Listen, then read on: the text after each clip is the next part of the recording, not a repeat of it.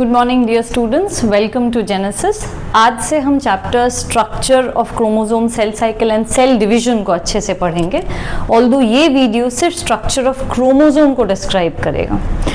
Chromosome, chromatin material, DNA, nucleosome, genetic material, इन सारे terms को जब हम इकट्ठा पढ़ते हैं तो it becomes quite confusing. So इन्हें पढ़ने के लिए एक सीक्वेंस हम फॉलो करेंगे, वेयर हम सबसे पहले अंडरस्टैंड करेंगे what is genetic material, then structure of DNA, histone protein, nucleosome, chromatin fibre and last हम लोग समझेंगे स्ट्रक्चर ऑफ क्रोमोसोम। सो जब हम जेनेटिक मटेरियल की बात करते हैं, genetic material means that substance in your cell which has information about you. And ये जेनेटिक मटेरियल आपके बारे में इंफॉर्मेशन आपके पेरेंट्स से कैरी करता है। नेचर में जेनेटिक मटेरियल दो टाइप के हैं। One, the most common is the DNA, because ये सबसे ज्यादा ऑर्गेनिजम्स में मिलता है, like plants, animals, micro organisms, इन सब में। एक और रेयर फॉर्म भी है which is known as RNA as genetic material. There are certain viruses जिनका जेनेटिक मटेरियल आरएनए है। डीएनए का फुल फॉर्म है deoxy ribo nucleic acid. Nucleic acid, इस शब्द से आपको समझ में आ जाना चाहिए कि क्योंकि this is found inside the nucleus of a cell, this is why it is known as nucleic acid. Deoxy ribo nucleic acid actually है एक पॉलीमर और you can also call it a macromolecule, मतलब बहुत बड़ा एक molecule. एक बहुत बड़े मॉलिक्यूल को अगर तुम्हें समझना है तो उसके लिए एक एग्जाम्पल ले सकते हैं। फॉर एग्जाम्पल, एक necklace. This necklace is made up of 10 pearls and I can very well say that ये जो नेकलेस है it is a polymer which is made up by the repetition of 10 monomers। 10 monomer repeat होके ये necklace बना है। Now instead of necklace imagine DNA। So DNA एक इतना बड़ा पॉलीमर है जो किसी एक यूनिट के रिपीटेशन से बना है। जहां यहां तुम्हें दिख रहा है there are 10 pearls repeated, DNA में there are million such units which are repeated. उस यूनिट का नाम जो डीएनए को फॉर्म करता है उसे कहते हैं nucleotide. So I can say nucleotide is the monomer which forms the polymer called DNA. Now DNA के शेप जस्ट देख के जो शेप है, it is made up of 2 strands, ऐसे strands से बना है। And the best part is these 2 strands are coiled around each other। इसीलिए जब हम डीएनए के स्ट्रक्चर को एक्सप्लेन करते हैं, we say it is a double stranded helical structure। इस शेप को बोलने वाले साइंटिस्ट का नाम है रोज़ैलिंड फ्रैंकलिन। बट इस स्ट्रक्चर के डिटेल्स को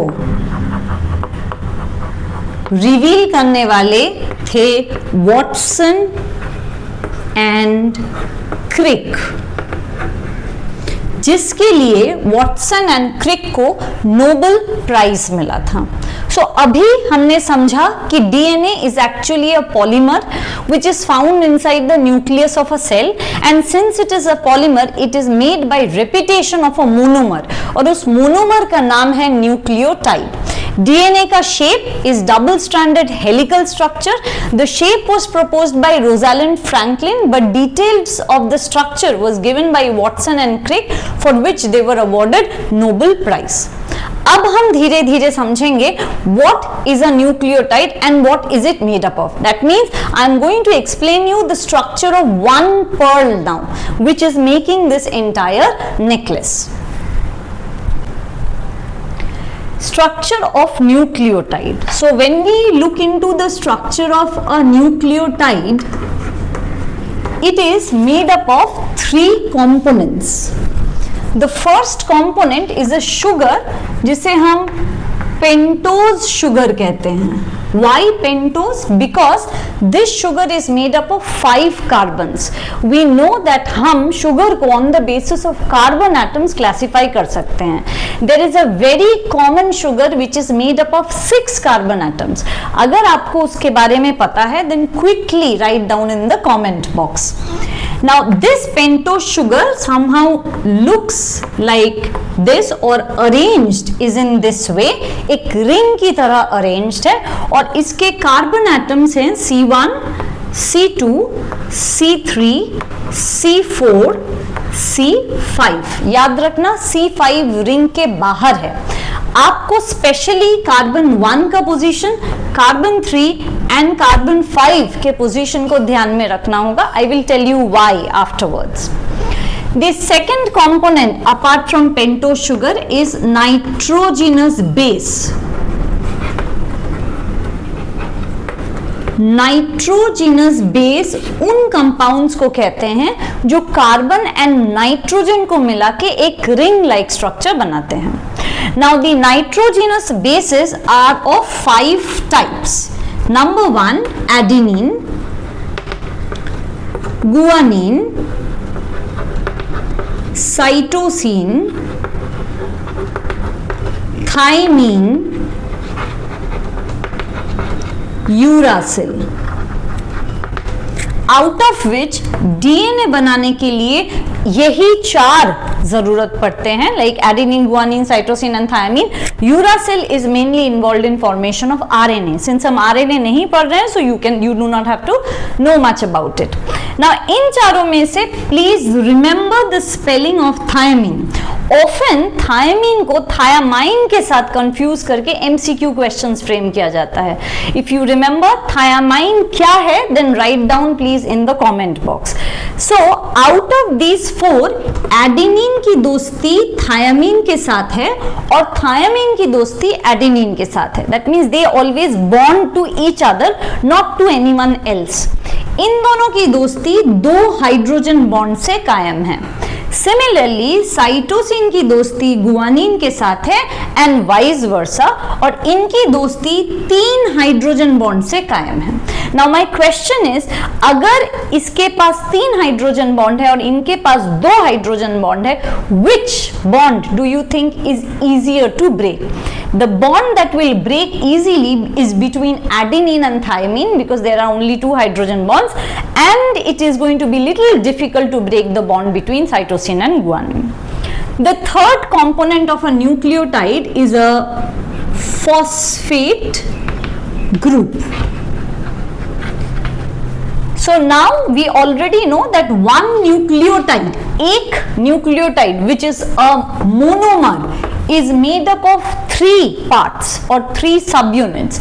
One is a pentose sugar, second nitrogenous basis. तो जब ये नाइट्रोजिनस बेस के 4 ऑप्शन है, इनमें से कोई एक से बनेगा, या तो एडेनिन वाला न्यूक्लियोटाइड होगा, या गुआनिन होगा, या साइटोसिन, या thymine. And the last is the phosphate group. Now let us see how these 3 components are actually attached to each other. So nucleotide के स्ट्रक्चर को अगर ड्रॉ करना है तो बीच मिडिल पोर्शन में रहता है द पेंटोज शुगर, और इस पेंटोज शुगर के कार्बन नंबर 1 के साथ अटैच रहता है नाइट्रोजिनस बेस. अब मैंने पहले ही कहा था, या तो एडेनिन होगा, या गुआनिन, साइटोसिन, या thymine. And to the 5th carbon which attached रहता है phosphate group. So this is one nucleotide जो मैंने ड्रॉ किया.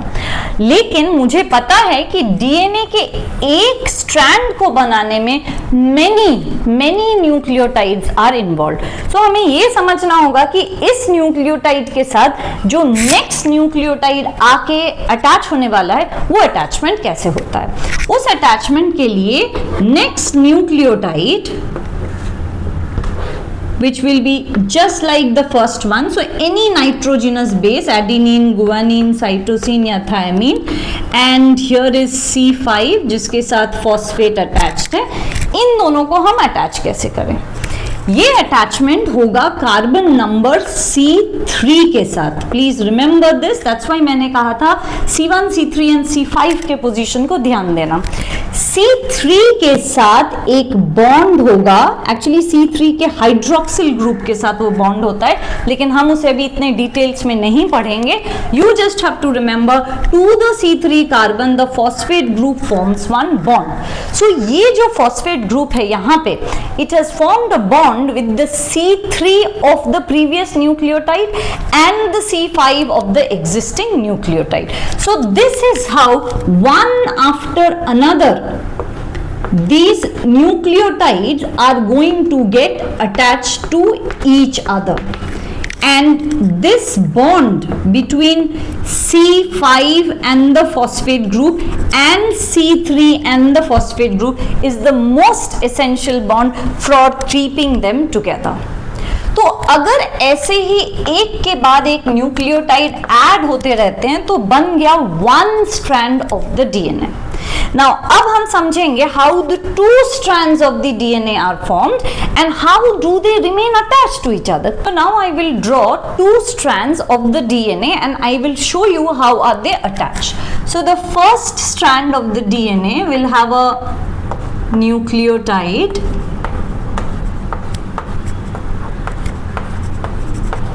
Say I am making a strand out of 5 nucleotides. I'm not mentioning the nitrogenous bases now. I'll tell you afterwards.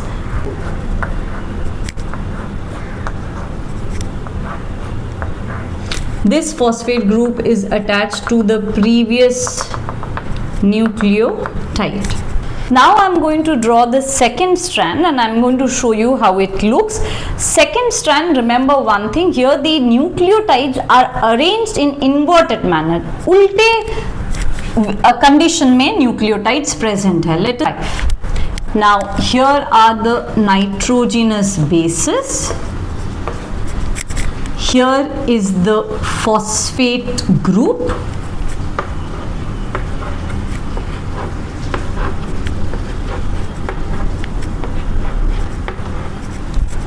Now let us connect the phosphate group to the next nucleotide. मैंने जो जगह खाली रखा था वो है nitrogenous bases का.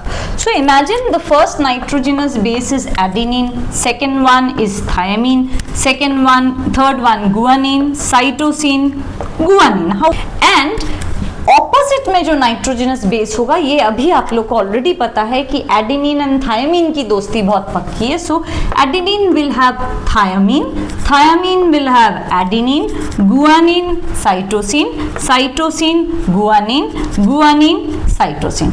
अब लास्ट रह गया बॉन्ड्स. एडेनिन और थायमीन की दोस्ती 2 hydrogen bond, 2 hydrogen bonds, 3 hydrogen bonds, 3 hydrogen bonds, 3 hydrogen bonds. ये बना 2 strands of the DNA. Last एक पार्ट आपको ध्यान से देखना है. अगर मैंने ये first nucleotide of this strand को देखा तो आई can see the phosphate is attached to the 5th carbon of this nucleotide. इसीलिए, और ये एक एम्प्टी है, एम्प्टी एंड हो गया. इस साइड को हम 5 प्राइम बोलते हैं. अगर इसी के नीचे हम जाते हैं तो हम देखते हैं C3 कार्बन यहाँ पे एम्प्टी है. सो इसीलिए ये वाला एंड बन गया 3 prime and. Now let's go here. यहाँ very clearly we can see the 3 end is empty. So this is the 3 prime end. And here we can see the 5th carbon is attached to the phosphate group. So this becomes the 5 prime end. That means I have drawn 2 separate strands of DNA.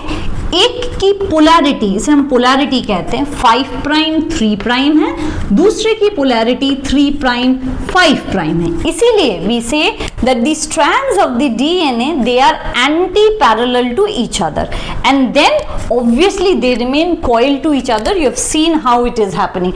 Why there is a coil? Because there are hydrogen bonds and there is complementary base pairing. दो bases में complementary, adenine हमेशा thiamine के साथ, guanine हमेशा cytosine के साथ and vice versa. So this is the total structure of the DNA. Last एक part जो हमें डीएनए के स्ट्रक्चर के बारे में पता होना चाहिए, the backbone of the DNA is made up of pentose sugar and the phosphate group. ये बोर्ड्स में बहुत एक इंपॉर्टेंट क्वेश्चन है। And the ladders of the DNA और the rungs of the DNA they are made by the nitrogenous bases. ये question बहुत important है।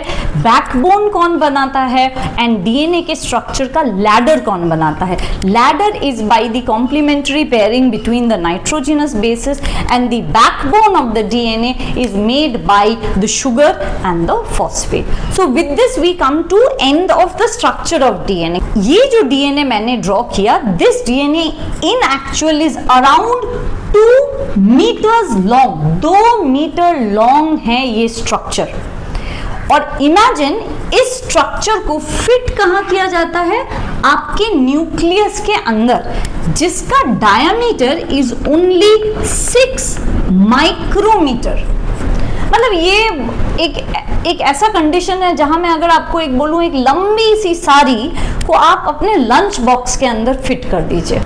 तो इस चीज को समझने के लिए आपको एक कॉन्सेप्ट समझना होगा जिसे कहते हैं सुपर कॉइलिंग।